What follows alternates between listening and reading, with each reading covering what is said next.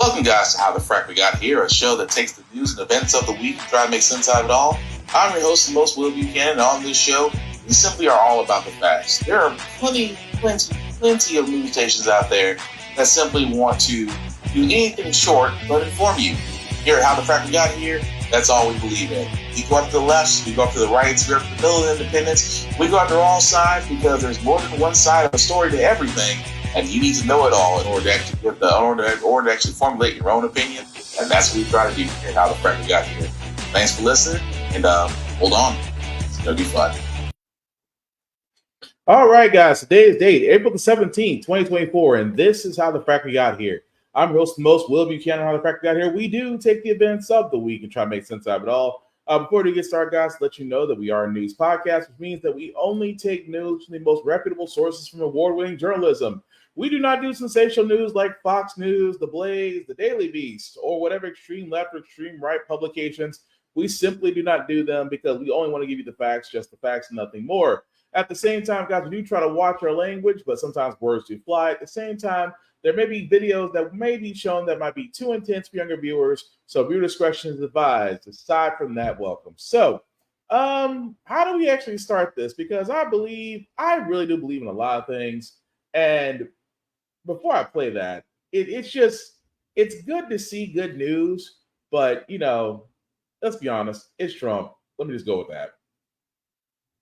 Weeks for the former president's media company on the stock market, Trump Media announced today they're jumping into streaming. That didn't help at all. Shares of Truth Social's embattled parent company dropped more than 14% today.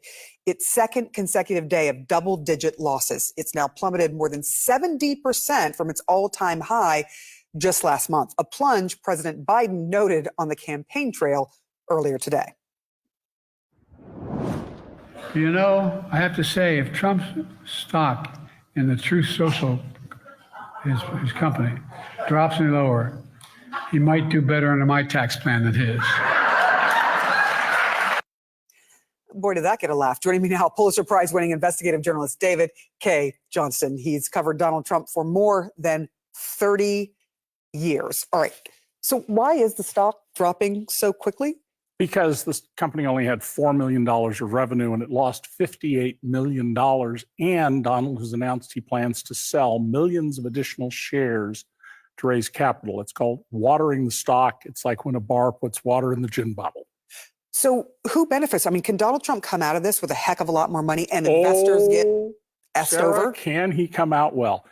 He can't sell his shares. What he can do is pledge them for a loan. So let's say he gets 50% of their value and the stock eventually plummets to zero, which it will in all likelihood.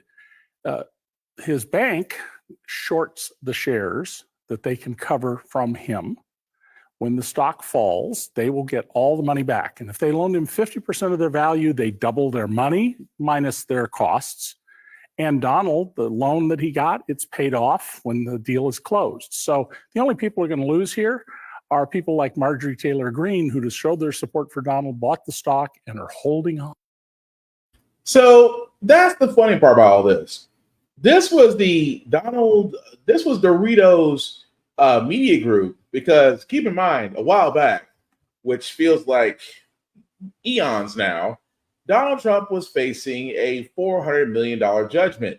However, because whatever magic his lawyers worked, to where the appeals court was able to get it in right before the end of the time period, led to a 175 bond, which Trump was able to do by basically selling stock into Truth Social, then somehow going into Knight Industry Securities, getting the bond from there, and still trying to think that he's winning. So Trump's stock in the media company that is currently being publicly traded right now is falling like rocks. And as the man said, how they're trying to shorten the sales on this screams highway robbery, because let's be honest, Trump's a con man.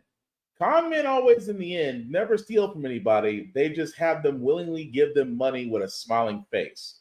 And then the analyst is right. The only people who are going to be mad are the ones that are throwing their support behind Truth Social, because Donald Trump in anything is a failed businessman. Great con man, give him that. Failed businessman. And you can tell that because outside of his buildings, his actual business holdings, which are just his properties, he has no other legs to stand on. For all those that don't remember, Trump Steaks, Trump Vodka, Trump University, Trump Airlines, I can keep going. Every business venture this man has had, he has lost billions of dollars. And yet, he's supposedly successful, one of the richest men in the world. I thought it was funny to wake up and see that True Social is dropping almost to a level to where you know your business is bad when the current president is ripping dad jokes off of you. That's uberly bad, but at the same time, amazingly funny. But again, a little bit of fun news. Here's also a little bit of fun news. It seems that Mike Johnson is having a little bit of a problem. The current Speaker of the House may actually be running on borrowed time because there have hit the calls for his removal seem to be growing. And at first was Marjorie Taylor Greene, it was Matt Gaetz, who somehow is still not in jail, and other Republicans are starting to speak more. Now, granted, it's a small number, but keep in mind, we also said that about Kevin McCarthy, when it's like, oh, it's just a small number of Republicans who don't like the fact that he's dealing with Biden, who don't like the fact that he's not, standing up in defiance and things of that nature. Because as Speaker of the House, whether you're on the Democratic or Republican Party, you do have to work with the other side to keep the government running. Mike Johnson understands this, even though he's also extremely theological when it comes to the Bible, but that's not the subject here. But the thing about this is that Republicans, and I've said this before, since they've been sworn to Congress, have not done anything. If you really think about it, if anything, they've actually had history. They removed the first man to ever be, Kevin McCarthy is the first man in history to be removed as Speaker of the House by his own party. Never heard of. In 117 different Congresses, this being 118th, has never been done before. Mike Johnson might actually be the second time. But what does that say about Republicans, really? That, keep in mind, they had to go through multiple people before they settled on Mike Johnson. Beforehand, Kevin McCarthy tried to get nominated 15 times just to become House Speaker. At the same time, Republicans have shown that yes, we've been sworn to power. Yes, we said we would have things we didn't do. Well, I should say you didn't do anything they say you didn't do. You didn't hold Biden to whatever his spending, because they were shouting out, I'd like to call them the greatest hits. Oh, we have to stop the Democrats spending. We have to stop Joe Biden from weaponizing the DOJ and the FBI. We have to stop all these accusations and investigations into Trump. So out of all that, you didn't hear the fact that we're going to curb spending, actually help the American people who are suffering right now. You heard none of that. So I find it interesting when people go, well, why they get sworn in? Because people bought the lie. Conservatives vote conservatives, even though you really would vote against your own interest. And that's what happened there. And so now we're all stuck with a lame duck Congress. Well, I guess until, Mike Johnson actually gets enough votes to get out of it again, and then history repeats itself. And then we're just stuck until the midterms to actually clean up the House and Senate. But fun times, because unfortunately we can't get rid of Marjorie Taylor Greene. Not as fast as I hope. But Speaking of GOP idiots, dictator Ron DeSantis has signed an education bill limiting book challenges. What that basically means, guys, is in his own dominion of Florida, keep in mind, this is the same guy that literally and figuratively wanted to, pretty much anything regarding gayness, to be banned, not taught about in schools. He wanted to rewrite African American history. He wanted to take on Disney World, but settled, which Disney World actually won. And now, because of CRT, which again he also banned, it's for the simple fact of the matter is just that now he is signing an education bill limiting book challenges. I cannot make this up. He is limiting a bill that's limiting book challenges because of the simple fact of the matter, he can't explain it really and truly because the books that are being banned, by the way, which again I still find interesting, is that for lack of better words, they don't want to hear about it. It's almost as if it really and truly is almost as if they want to basically want to open and shut the case, and at the same time, guys, want to not really hear anything about it. And that's how DeSantis likes it. DeSantis literally and figuratively likes the fact that he can dictate things as he sees fit, and at the same time, doesn't want to be challenged because God only knows that books that are literally written by people of color, LGBTQ plus people, they simply do not want them to be out there. And I just wonder that because I say it on my other podcasts as well, that literally and figuratively read the banned books above all else. Always read the banned books. And at the same time, only in Florida and other places, mind you, that they're trying to do it. But Florida is taking it one step farther and making sure that you can't even challenge it. But again, it's Governor Dictator Ron DeSantis. Why should we be surprised? But speaking of surprises, Israel, who is still locked in their war with Hamas. I have to give President Biden credit because what he is going to do, what he has said, or I should say what's going to be said, makes the next steps of the war very interesting. With the Biden administration certainly walking a fine line as it tries to de-escalate tensions in the Middle East. Yeah, Lindsay, well, the White House says that what comes next, whether or not to respond, is ultimately up to Israel, while also urging restraint. The president, we've learned, encouraged Israeli Prime Minister Netanyahu to slow things down, to think carefully and strategically about the risk of escalation. The White House, trying to do everything it can to prevent this from spiraling into a wider war, is arguing that this was a spectacular success for Israel, a major victory, suggesting that additional retaliation may not be necessary. Now, the president spent the weekend fully engaged on this, monitoring the attack in real time from the Situation Room, reaching out to allies and partners in the region. And while he is underscoring that the U.S. has full and total support for Israel, the White House also says that the U.S. will not participate in any retaliatory counterstrike against Iran, Lindsay. Yeah, the White House. Now that's interesting because Netanyahu, who again, I like to call him the welfare queen, is steady more going on the attack. Because, well, he believes that Hamas needs to be destroyed. I have sit there and said multiple times, why are we still supporting this? Even more so, that now Biden is saying, well, if you decide to attack Hamas and Gaza, if you decide to attack Gaza and Hamas, if you decide to do this, you're retaliating on your own. Now, we already know Netanyahu is not going to do spit without U.S. assistance. But I have been saying this the entire time. If we wanted Netanyahu to stop his attack against Hamas and innocent people being hurt and killed, all the U.S. had to do, cut off Israel. That's it. Cut them off. Cut off their funding. Cut off whatever support we give them. Simply put, cut them off, because Israel by itself wouldn't last too long without us.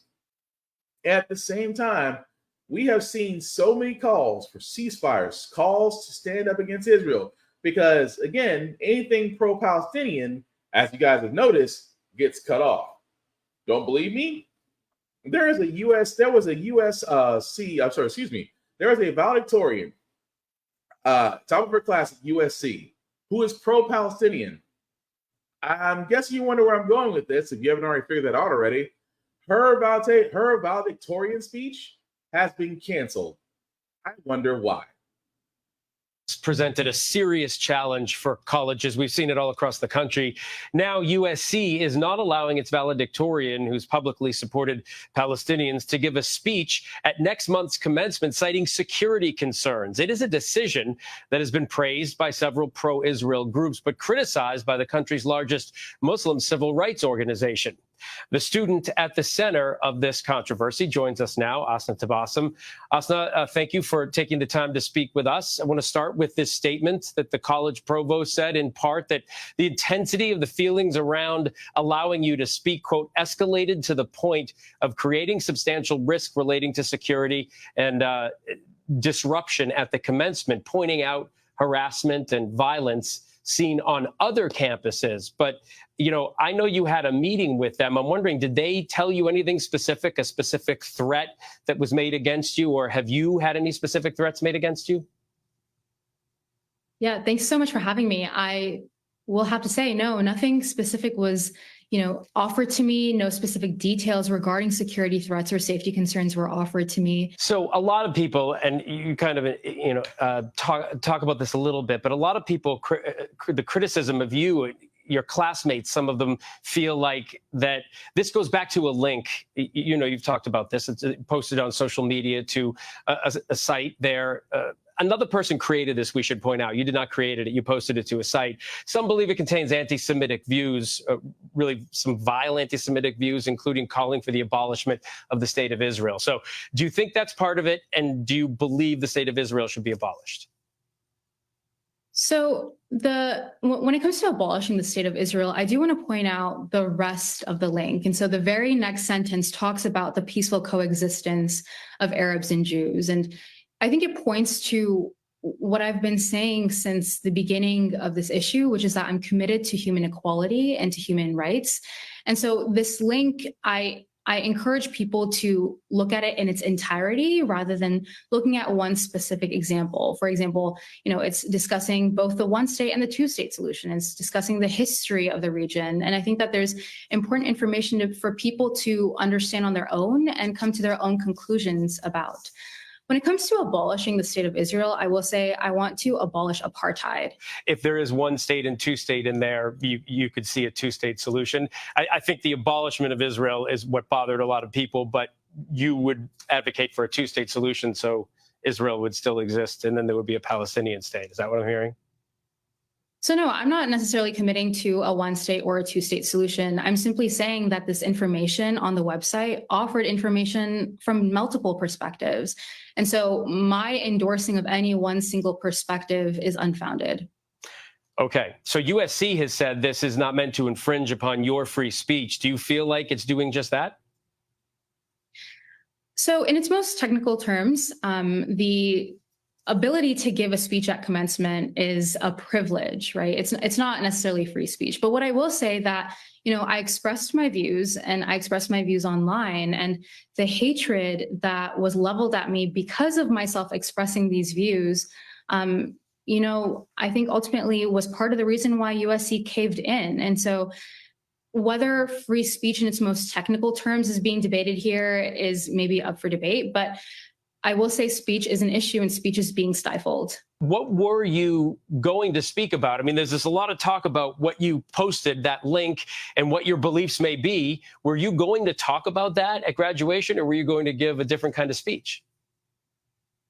So the valedictorian honor is ultimately a unifying honor, right? It's emblematic of USC's unifying values.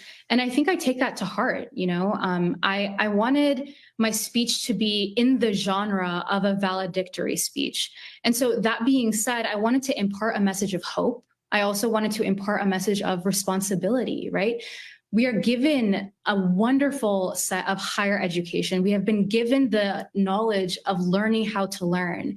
And so I wanted to encourage my peers to, learn about the world and come to their own conclusions and then act to change the world in the ways that they see fit. And so ultimately, taking in my role as valedictorian, I wanted to be a unifying voice for all students, and that was preemptively taken away from me.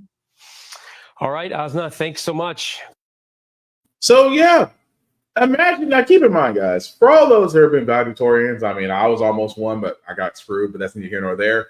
But yes, the fact that she was graduating, right, that Asna Tassifon, and forgive me if I mispronounce your name, that she was literally about to give her speech. Now, for all those that have been valedictorians, you already know you have to submit your speech. It has to get checked to make sure you don't upset people, I guess. which I've never understood for us to be in the world of free speech, that we're telling our next generations that graduate that, hey, we actually need to, censor you before we can allow you to speak. Because God only knows what happens when you let them actually go full throttle, which you actually should. But again, that's neither here nor there. But they said safety concerns. Really? So you're a valedictorian, which, by the way, is not easy to do, especially at USC. But the valedictorian at USC is pro-Palestinian, was going to give her speech, and because she's pro-Palestinian, her speech got canceled. I can only imagine if she was pro-Israel, she would probably get the red carpet treatment. Because, look, no matter how you side on this, no matter how you side on the subject of the Israel-Hamas war, no matter how you side on it, you should be allowed to speak. Now, it amazes me so, because I remember a time in college when I was reading through the history books, there's this little thing called Vietnam, and what happened in Vietnam was a tragedy. At the same time, you had certain individuals around college campuses protesting against the war, protesting against the fact of sending young men to die, protesting about the fact that America was overreaching. And I don't remember anybody getting, told not to speak or canceled. Now, is this a tragedy that she will never get to, give her speech? Yes, because I want to hear what she has to say. Because it's amazing anytime someone says a pro-Palestinian, oh, you're anti-Semitic, oh, you're this, you're that. Might want to hear them out first, because, again, I keep pointing this out, especially in my progressively backwards home state of Tennessee, specifically Nashville, where we covered almost, 3 months ago? Well, I want to say 2 months ago. We covered a group of people dressed up as Nazis strolling through downtown Nashville. And they got through downtown Nashville unscathed, untouched, because, well, they didn't actually go to Jackson Street, because if they went to Jackson Street, they would never made it back. But the point I'm making out of all this is, if relics of the past and people who follow a racist regime can sit there and protest in areas to where if World War II and World War I veterans saw this, would lose their freaking minds. But they got through unscathed. They were able to exercise their right to free speech. You're telling me an individual who's graduating as valedictorian of a prestigious college cannot give her speech because you're afraid of what will be said? Exactly what? That Israel may be a dictator state, that Israel may have actually done some horrendous things historically, that Israel really wasn't recognized as a country until 1709 or somewhere close to that date. What is so bad that she would have said that USC said we cannot take this risk? Because that's the question I would ask. What is so bad in her speech that what she would have said would have caused such an uproar and blowback? Because, again, Republicans do it on a daily basis and without zero consequence. You're telling me one graduating college student can't express herself, but yet we talk about the fact that free speech is everywhere? Says a lot. All I'm saying, it says a lot. But speaking of things that say a lot, if you know the story about Ricky Cobb II and the fact that this man, again, another example of a traffic stop gone horribly, horribly wrong, again, echoes what I've always said about law enforcement, now going on almost 3 years. So a Minnesota state trooper is being charged in connection with the deadly shooting of a black man during a traffic stop. State officials say that after months of reviewing this case, they are charging Ryan Lundgren with multiple charges, including second-degree murder for the shooting that killed Ricky Cobb II. Our Alex Perez is following the story for us. It's new this hour. So, Alex, what are you learning? Yeah, Kara, that trooper has also been charged with second-degree manslaughter and first-degree assault. Now, let's refresh our memories on this case. This all unfolded back July 31st of 2023, the early morning hours. Troopers say they initially pulled Cobb over because his taillights were out.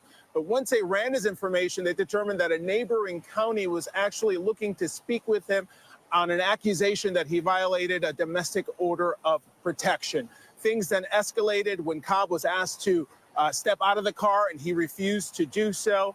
Eventually, he was shot by that trooper and he died. Now, authorities have been investigating this for several months, and these are the charges that the family has been calling for since this shooting occurred. Now, in a statement, an attorney for the trooper says that the county attorney there in Hennepin County, Minneapolis, is out of control. That is the quote from the attorney for the trooper. And then their own statement, the family of Ricky Cobb says that these charges are the first step towards closure and justice. If convicted, Kira, this trooper could face 10 to 15 years behind bars. Kira?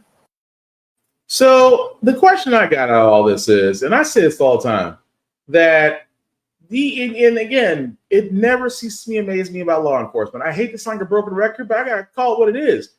Cops can get away with everything, including shooting a black man on a traffic stop, because there have not been enough examples of cops going and doing real time outside of 10 to 15 years. So you're telling me you kill a black man and you're sitting in jail for 10, maybe 7 years, if you get off for good behavior, but 10 to 15 years?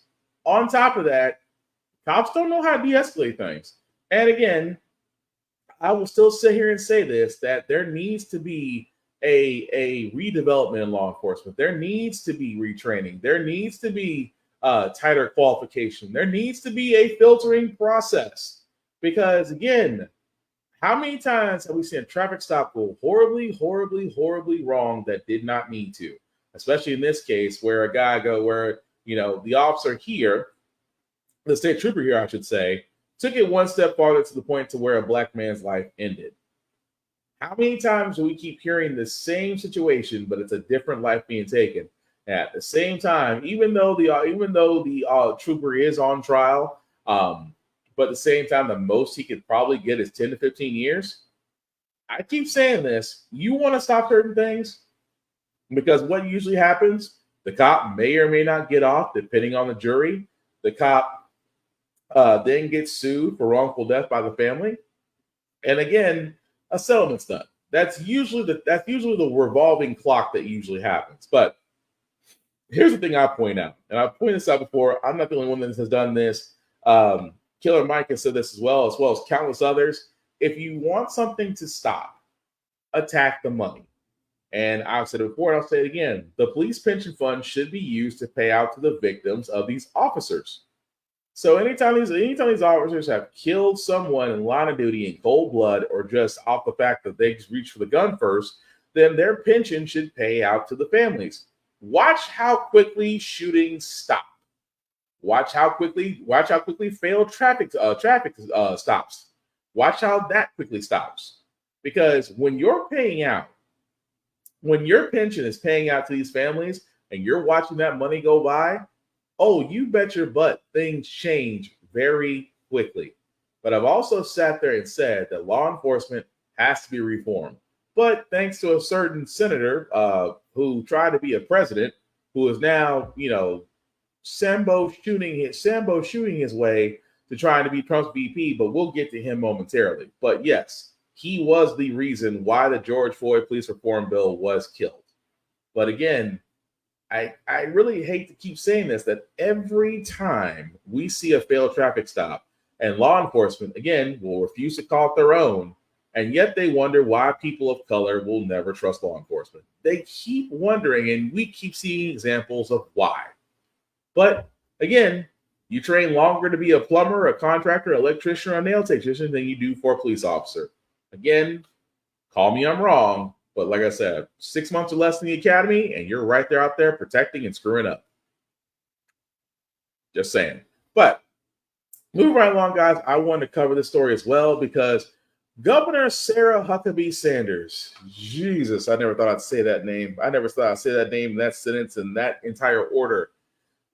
Keep in mind, she has pushed forward in her state of Arkansas the LEARNS Act, which is the Literacy, Empowerment, Accountability, Readiness, Networking, and Safety School Act, which is intended to prohibit public schools from teaching diversity, equity, and inclusion, and critical race theory. Again, the whole idea of this is that those of the LEARNS Act believe that DEI critical race theory, which again is not being taught anywhere outside of a law school, they see these things as indoctrination. I see this as attacking your education. Well, Huckabee was the first governor to actually institute this type of act, and the NAACP are actually filing a lawsuit against the Learns Act, against the state of Arkansas for the Learns Act, and requesting an injunction to prevent it from being enforced as the lawsuit is being litigated. I have been saying this once, I've been saying this once again, it needs to be fought. Because again, it seems like all these things these days are being fought in court anyway. But yes, education is a big one. Education is such a big one that it needs to be fought. Because when critical race theory first came out, nobody knew who it was. Nobody knew what it was. But all you heard was they're gonna make white people feel bad about the fact that they're actually looking at history under a magnifying glass. Oh, so you mean the thing they should be doing in school, but really they're getting a watered down version of it? Yeah. Oh, we can't let our future generations know that our previous heritage has been messing up this entire time. We must keep this indoctrination out. And indoctrination was a word that just, it's a buzzword that people stuck on. We can't let our kids be indoctrinated. This is coming from pro-Christians who have no problem sending their children to theological schools, but apparently have an issue with drag queens reading to them. But you want to talk about indoctrination. Right. But again, I'm not mad about the NAACP filing this injunction, even going at this, because education as a whole is being attacked everywhere. I mean, think about it. Teachers are getting paid less. School systems are getting squeezed out. Education budgets are being cut in half, and then half, and then half again. At the same time, you have, overcrowded schools. Education hasn't changed since the 80s. Testing has now become the standard for most areas because they are basically set up systems to doom to fail. So I can't knock the fact that, education is definitely in danger. But just like with the GOP, if they want something that bad enough, they will drive it into the ground and say it's the other person's fault in order to privatize it.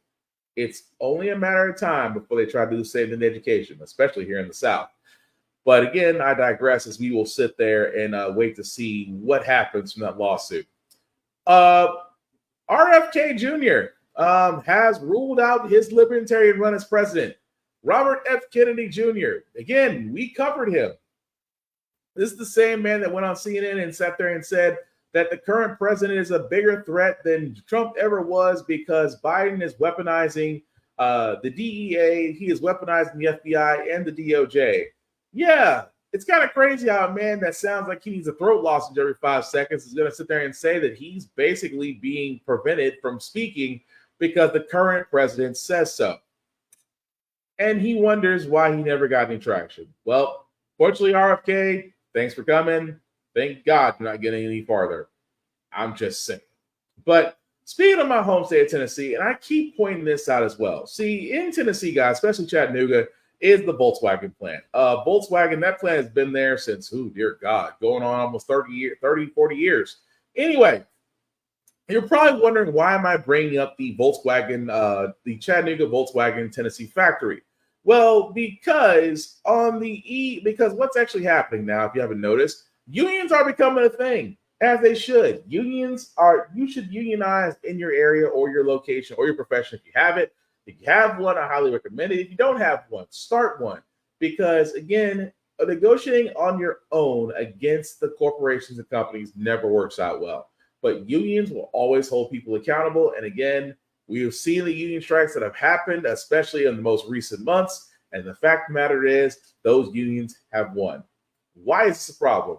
Because unionization is trying to happen at Volkswagen's Tennessee factory, and good old douchey Governor Bill Lee and 5 other governors are telling workers that voting for a union will put jobs in jeopardy.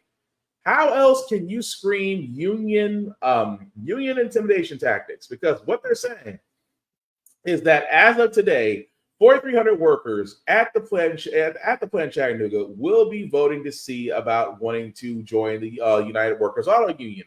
That'll be done by it'll be tallied by the National Rights and Labor Board, Labor Relations Board. I apologize. So the UAW has been trying to get a chapter in Volkswagen for some time. They're voting to do that, and it's amazing to me that our governor Governor Bill Lee, which I didn't vote for him because plainly he's an idiot, and others are saying that they work too hard to bring good paying jobs to their states.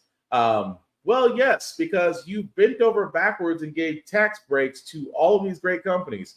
You gave it to Ford, who was going to basically set up in a mostly black town that was near Jackson, Tennessee, that decided they needed to take it over because Ford's new manufacturing plant was going to be put there.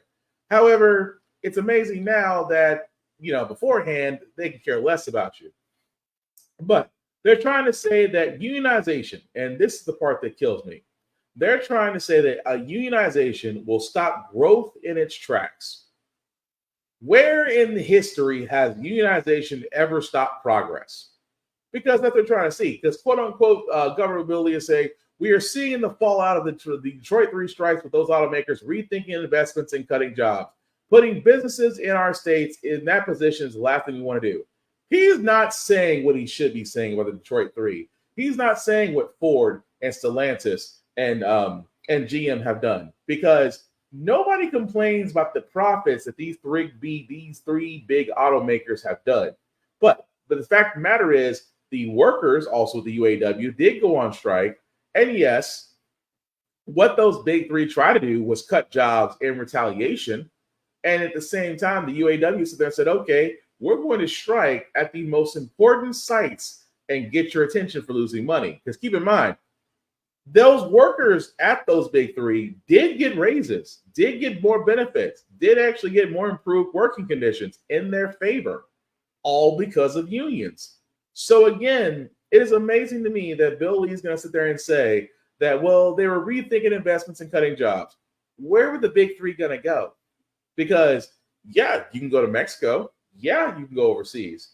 But do you really want to cut the American workers' legs out from under them and then expect them to buy the very same vehicles you want to bring back into the States? Good luck with that.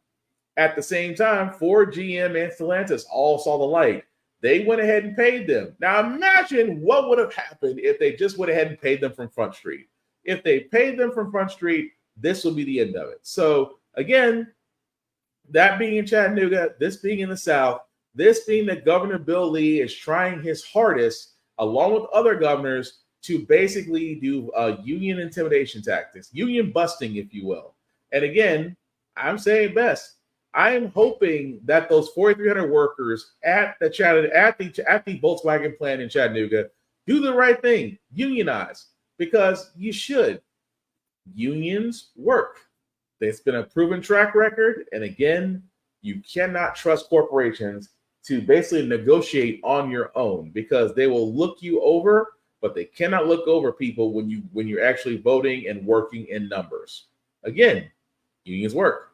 But speaking of things that don't work, Tim Scott, America's favorite Uncle Tom, is still somehow believing that he might be Trump's VP pick. Even more so that he is basically trying to make himself the face of the Black conservative movement.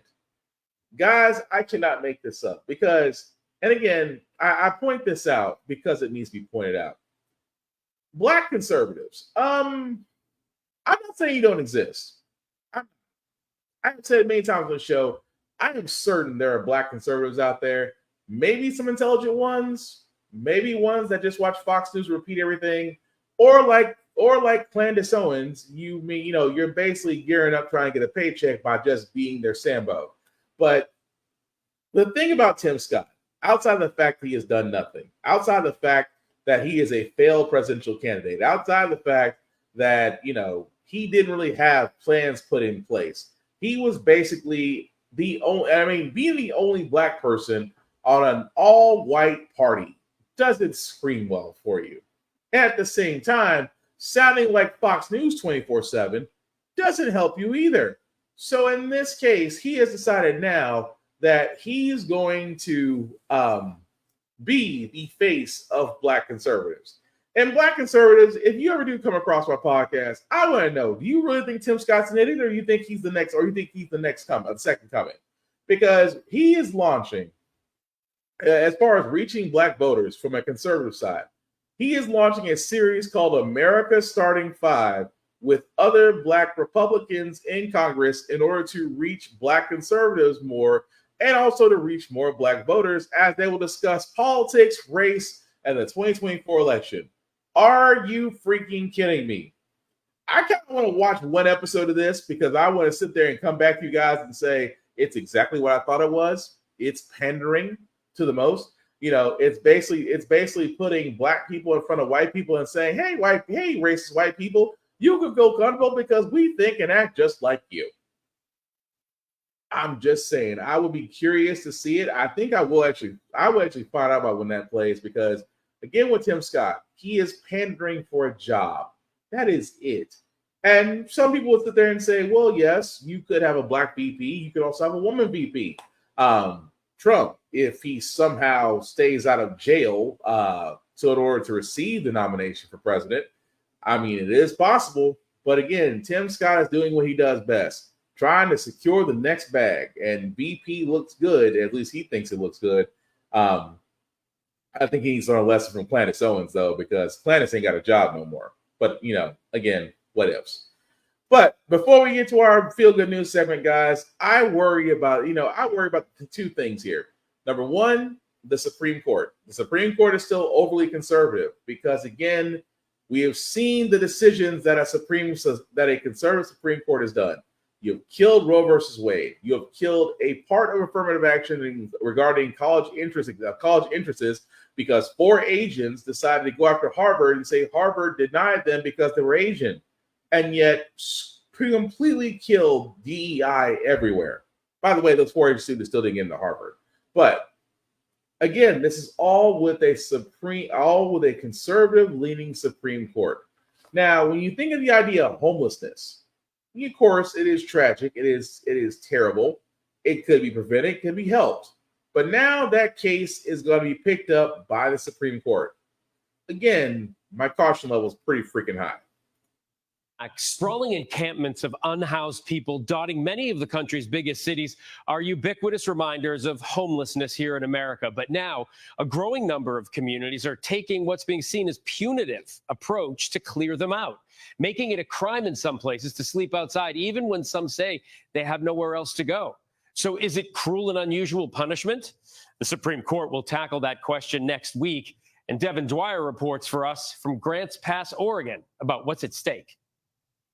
On the banks of the Rogue River, tucked away under trees on the side of the road, even in center field of the local Little League ballpark, the homelessness epidemic is inescapable, even in sleepy Grants Pass, Oregon. Population 40,000, roughly 600 call parks like this one home. Brandon, a 38-year-old Grants Pass native, says he has no choice. So the city came in and said you can't camp right there on those wood chips. The officer said I was too close to the playground and I was too close to the fence. Local law requires that he move his camp every 72 hours. The city had tried to ban camping in parks outright, but was blocked by a federal court for now. If I don't feel like I belong, I'm going to feel like an outsider, and then I'm going to want to continue doing the same thing because there's no reason to thrive for anything different. There's no place to go. Helen Cruz knows the indignity firsthand. Over 5 years living in parks before a nearby church took her in, she says she received more than $5,000 in camping-related fines. I was holding down 2 jobs when I was out here, and still not enough to be able to rent a place. Their terms of low-income housing here is $1,000 a month, and that's not workable either, you know. So when the police come through and they do a sweep of this area, what do they do? What do they tell you? If you don't comply, you are trespassed and you could possibly go to jail. The city of Grants Pass is among a growing number of American communities passing laws to crack down on homeless encampments. A perfect storm of skyrocketing housing prices, sunsetting COVID relief programs, a mental health and drug abuse crisis, and an aging population without retirement savings has led to record numbers of unhoused people nationwide.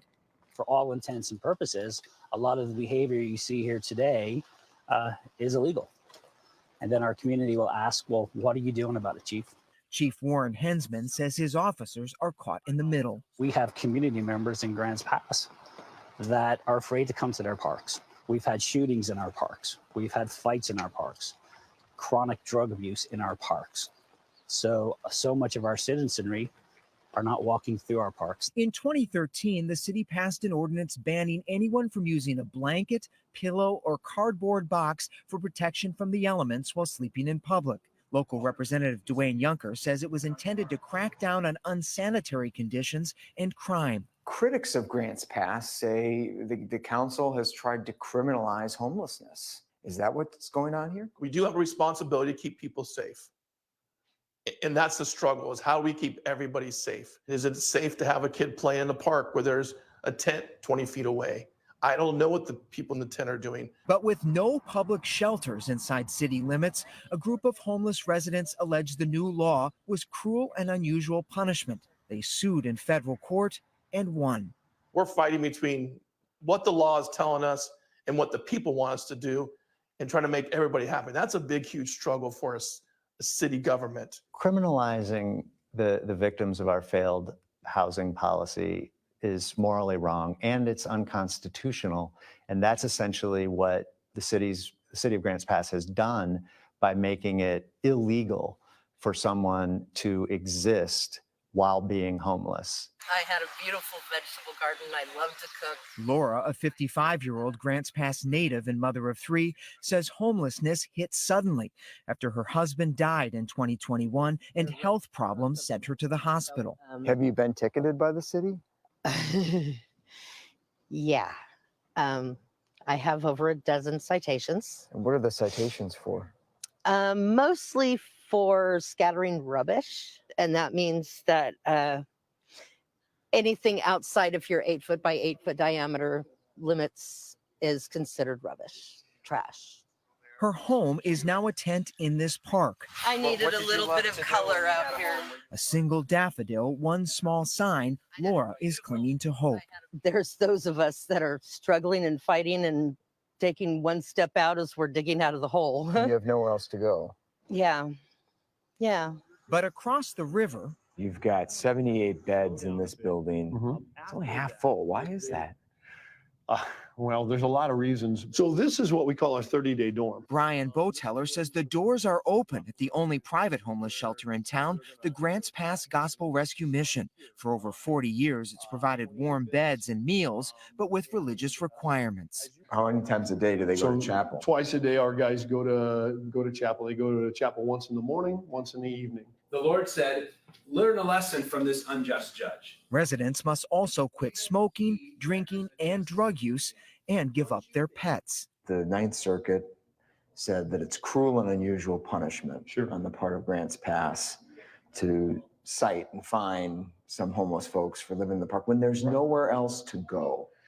Well, that's the big question. Is there nowhere else to go? Or is there just nowhere else that they want to go? Boteller says so long as courts say Grants Pass cannot ban camping in public, more people will choose to stay on the streets. We've seen a drop in our residency, and we've seen an increase in people in our parks and freeway underpasses and that kind of stuff in places where they ought not be. Cities from Phoenix to Los Angeles to Seattle have joined Grants Pass in appealing to the U.S. Supreme Court. These encampments in California are unacceptable. Elected officials from both parties urging the justices to make it easier for cities to clear tent encampments like these. It's not acceptable for anyone to call the streets or a park their home, and cities need to have these ordinances so that they can help to incentivize people to accept offers of help. That's what these laws do. The reality is the only thing that works is more permanent, affordable housing. This case is not going to solve homelessness. If we prevail in this case, our homeless problem is still going to be there. It just means that we can't criminalize people while they're homeless. For Helen Cruz and Brandon, a lot is on the line. We're just a small little community with a really big homeless problem and no place to put us. Yeah. So what's crazy about that is that America does have a homeless problem, but it's not like we run out of space. It's the fact that our housing, as far as our housing goes, and this is what I think is crazy. Imagine the fact that you're trying to buy a house now in 2024. I've been told in my home state of Tennessee, you have to make at least $175,000 to qualify for a house. Think about that. When the average median income, especially in Tennessee, is somewhere hovering between $42,000 to $45,000 a year, and yet you have a better chance of getting an apartment, which, by the way, apartment rent has skyrocketed to $25,000 and up for a one bedroom. So if you're making under $50,000 a year, let's just use it as a ceiling, and your rent, getting a car, gas, food, utilities, things of that nature, all of that, mind you, your salary doesn't go a long way, and that's just apartments. We're not talking about homes. Homes that are either getting demolished and new apartments are getting put up with New York rent because those with remote jobs are moving here because, again, if you're making $180,000 and up, then or if you're making $180,000 up and you're single, then hey, Nashville's going to be your oyster. But at the same time, for the rest of us who don't have that income, bump an apartment, renting a home or an apartment seems to be the best case scenario. Trying to go for a home is almost impossible. But that's not just Tennessee. It's everywhere. That the American dream of owning a home gets harder and harder and harder to achieve. So you're stuck renting. But even that has its finite. But again, you have those who would love to have home, who would love to be have a roof over their heads. But because the way things are going, they rather prefer to sleep on the street. And then you have ordinances out there by certain cities and states that are trying to remove people because they're eyesores, at least the way they look at it, eyesores to everybody else. So what's the solution? I mean, you could really try to revamp the way we do affordable housing in America. You could revamp more funding to go into helping fight homelessness. You can go into more funding as to opening up more shelters and things of that nature for men and women and children. We could do those things. But instead, we're going to leave it in the hands of a conservative Supreme Court, which again makes me very nervous because that Supreme Court is liable to rule against it. And again, the homeless population is only increasing because everything is going up at your paycheck. But unless you're Ukraine or Israel or Taiwan, you're not getting the relief that Americans should be getting. So again, forgive me if I say this, I'm a little nervous to see what the Supreme Court would do in that situation regarding homelessness. But we're going to go ahead and move on to our feel-good segment, guys, because you don't have the Frack We Got Here. We do cover a lot of things that are doom and gloom. Sometimes they can use your faith in humanity, but hey, it's Wednesday. Tomorrow is Friday Eve, which is Thursday. We leave you guys out some good vibrations, some positive notes. And whenever I see stories like this makes me think the next generation might actually save us all.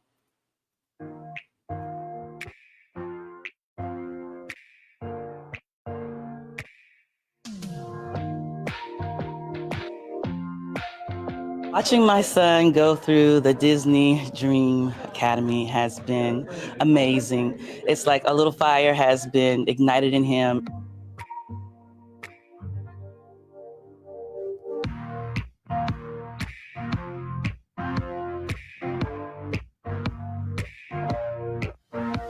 When Telerio started his mushroom farm, he was about 7 years old. And when he was selling mushrooms at the farmer's market, he found out that some people didn't have enough money to buy the food that they needed.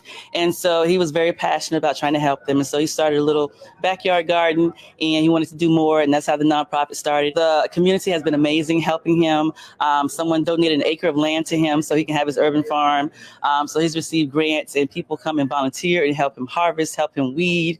And so hopefully, he'll be able to, do more of that and spread the kindness and let other people know that, everyone can make a small difference where they are.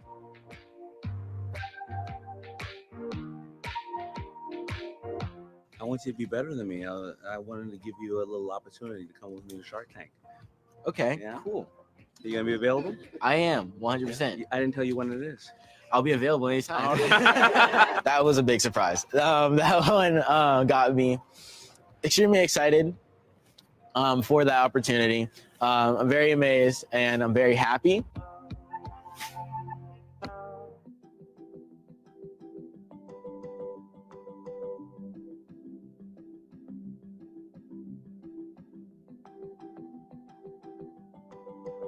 But now, he's becoming a young man and making his own decisions, and he has his own passions. And I'm just there beside him, just pushing him, encouraging him, and there to help just lift him up. And again, I love seeing stories like that because I keep saying, guys, when it comes to the youth, encourage them, no matter how big their ambitions are, how big their dreams are, encourage them because they will do wonders. And whenever I see stories like that young man, Mr. Tulare Watkins, we gonna be all right. Y'all, the next generation just might get it right. But anyway, that's going to do it for this podcast, guys. I thank you all for liking, for watching, for letting people know this is live. I do thank you very much because, like I said, I can never do this without any of you guys' support. So definitely thank you for that. Some shameless plugging before we get out of here, guys. Shout out to my boy Vaughn at BigVZA. Definitely check him out. BigVZA on all social media.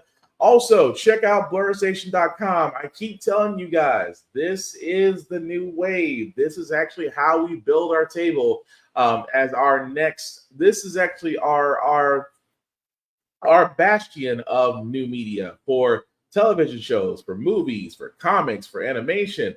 You can pretty much find it here at blurrstation.com. Definitely go to blurrstation.com. You can join right now, as you can see right up here. The only thing that I ask, guys, is that you'll select the Blurred IView Affinity membership there for $10.99. Select any member there, including myself, Black Spartan. We would all appreciate it. Again, it's $10.99 a month, guys. $10.99 a month to view Blurred Station. You can't beat that with a stick. Of course, after 36 months of paying $10.99 a month, you will get the opportunity to own a piece of Blurred Station. Again, if you ever want to own a piece of a media like Netflix, Amazon, Hulu, and not paying an asshole amount of money through a trading conglomerate, it's a lot easier with Blurred Station. I promise you. At the same time, guys, again, this is how we do it. The same way that we turned Tubi into a joke of a network that's now well over 200 million, we do the same thing here. So content creators, you can definitely do that at Blurred Station too. Just join up first, and then you'll be able to pitch your idea to Blurred Station. And if selected, you can be on it. And again, you have the rights to all your own content. The only thing they want is a piece of the distribution, and that right there screams volumes to me. But aside from that, guys, you can usually find me Black_Spartan615 on the socials. I do reviews on everything. The link at the bottom, make that a little bit bigger for everybody to see. If you copy and paste that link onto your browser, it'll take you to my link tree. That's the YouTube and Facebook groups for all of my podcasts. How the Frack We Got Here, get bit off of this podcast. Again, like, share, subscribe, hit the notifications button. Like PBS has, I know I sound very corny when I say this, but it's true. We cannot do any of this without you. So again, like, share, and follows are free. Only take a second to do. And again, word of mouth is how we get this out, guys. And like I said, the whole idea of this podcast is empowering you to get to know what's going on in your city, your state, not just the national level, but the local level. The local level matters just as much as the national. And trust me, if you're in the home state of Tennessee right now, shout out to the Tennessee Holler. They're letting people know that come election time, we need to vote some idiots out of the Tennessee legislature. That's all I'm saying. But the last thing I'll say, guys, about how the Frack We Got Here, again, is all about staying informed. We are not trying to reinvent the wheel. We are simply giving you all the information, allow you to make up your own mind, but we do provide a logical perspective that goes along with it. We do a lot of things when we're progressive. We move forward. We try to right our wrongs by making decisions now that we should have done back then, like electing our first Black woman to the Supreme Court, electing our first Black woman to the Third Board of Governors, electing our first Black woman to be a national cybersecurity director. All great things. When we don't learn from history, we are doomed to repeat it. That's what we keep asking ourselves. Why does everything go up by our paycheck? Why are we electing different politicians to still the same old game in Congress? And most importantly, how the Frack We Got Here. Thank you all for watching, guys. Take care of yourselves and each other. And I promise you, somehow, we'll all get through this. Peace.